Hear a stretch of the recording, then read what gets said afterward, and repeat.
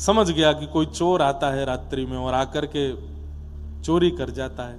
हाथ में लकुटी लेके बैठूंगा, जैसे ही मिलेगा उसकी खूब जोर से धुनाई करूंगा।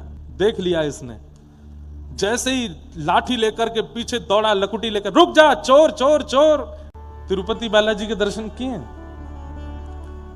चित्र में भी जिन्होंने किए हों, उनकी ठोड़ी पर यहां एक श्वेत श्वेत एक कपूर मिश्रित एक औषधि लगाई जाती है। क्यों?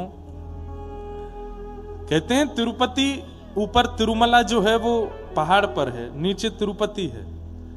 और तिरुपति में एक वैष्णव अपनी गौशाला में गायों का दूध निकाल के नित्य लेके जाते थे। पैदल चढ़ के इतने भारी दूध के उन पात्रों को कंधे पर लाद के ऊपर लेके जाते और श्री वेंकटेश भगवान को दूध का भोग, जो भी सामग्री बनती, या घी भी निकलना हो, छाछ बननी हो, मक्खन निकलना हो, सब उसी दूध से होता था। इतनी संख्या में दूध लेकर के नीचे से जाते। ठाकुर जी ने उनसे एक बार प्रकट होकर के कहा, देखो हमें तुम्हारी गैयाओं का निकला हुआ दूध बहुत प्रिय लगता है, पर तुम इतनी मेहनत करके ऊपर आते हो, ये मुझसे देखा नहीं जाता। तो बोले क्या करूं? बोले तुम मत आया करो, अब मत आया करो, हम अपनी व्यवस्था ऊपर कर लेंगे। हम वेंकटाधिपति हैं, लक्ष्मीपति हैं, कहीं ना कहीं से हमारी व्यवस्था हो जाएगी, आप ऊपर मत आया करो।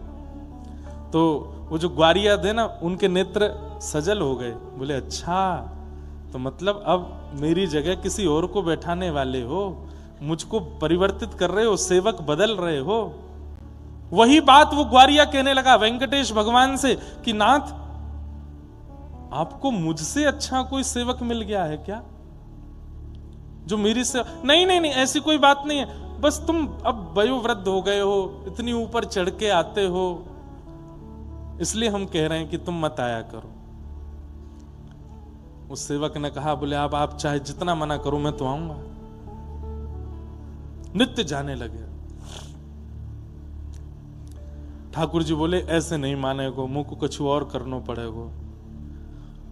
रात्रि में ठाकुर जी एक ग्वारिया का रूप बनाते, ऊंची धोती पहन करके, सिर पर स्वाफा बांध के और अपना मुंह ऐसे ढक करके ठाकुर जी ग्वारिया बन के जाते।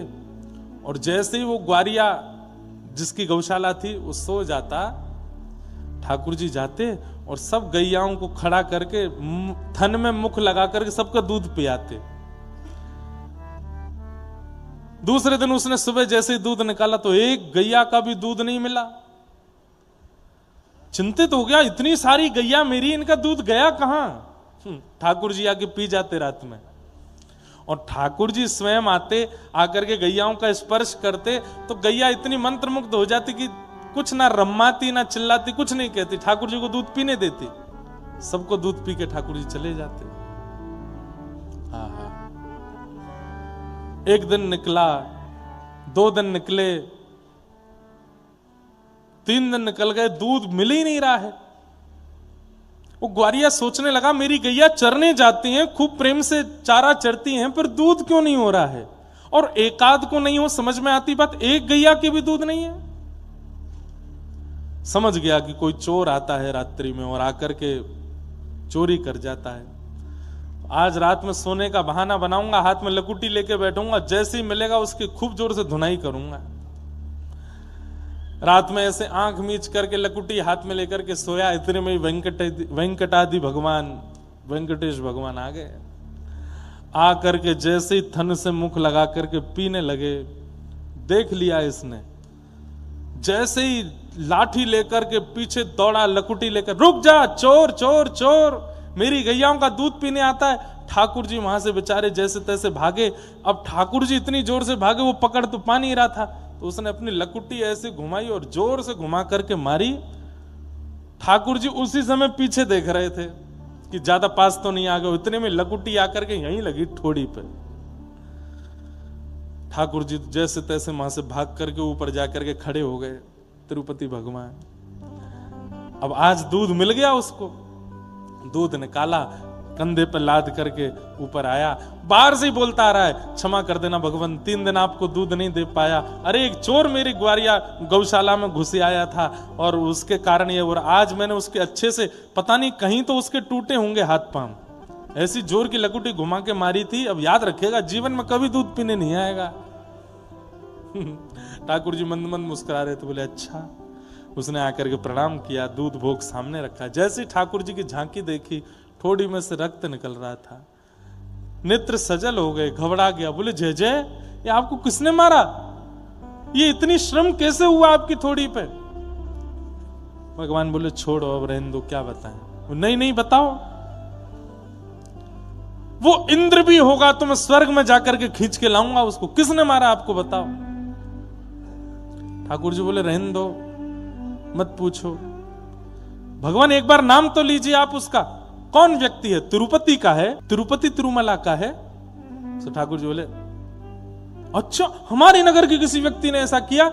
नाम बताइए आप, तुरंत नाम बताइए। ठाकुर जी बोले वो खंभ में जाके देखो, वहां उसका नाम लिखा है। उस खंबे में प्रतिबिंब लगा था, शीशा लगा था। उसने जाकर के देखा तो वहां नाम वाम तो नहीं, उसी का शक्ल दिखने लगी। कहां है भगवान? यहां तो कोई नहीं। बोले कुछ दिख रहा है? बोले ये तो प्रतिबिंब है, इसमें मैं ही दिख रहा हूं। बोले हाँ, इसने ही मारा है। ठाकुर जी बोले इसने ही मारा है।